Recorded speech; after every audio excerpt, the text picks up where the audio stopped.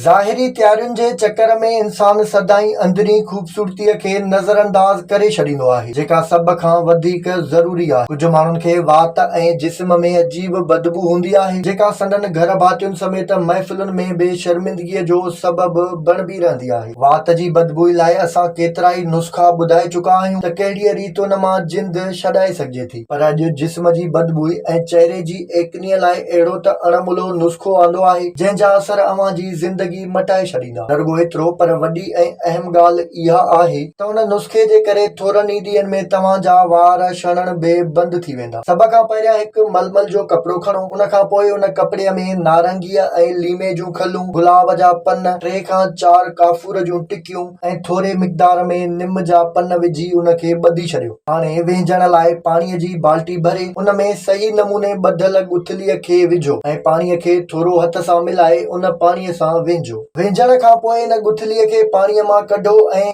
कंहिं नंढी जाइ ते जिथे हवा जी अचवञ घटि हुजे खुलियल छॾे ॾियो, त जीअं इहा पाण मुरादी तौर बिना उस ऐं हवा लॻण जे सुकी वञे। वरी ॿिए ॾींहं ते साॻी ई गुथली खणी साॻी ई रीति पाणीअ वारी बाल्टी में विझी उन पाणीअ सां वेझो। रुॻो 7 ॾींहं ताईं इन नुस्ख़े वारे पाणीअ सां वेझण सां तव्हांजे जिस्म जी धप ख़तम थी वेंदी, तव्हांजा वार छणण बंदि थी वेंदा ऐं तव्हांजे चहिरे जी एकनी बि ख़तम थी वेंदी ऐं तव्हां सूरत नज़र ईंदा। इहो नंढड़ो अमल तव्हांजे एतमाद में एतिरी वाध कंदो जंहिंजो तव्हांखे अंदाज़ो ई नाहे ऐं तव्हांजी ज़िंदगी मुकमल तौर मटिजी वेंदी।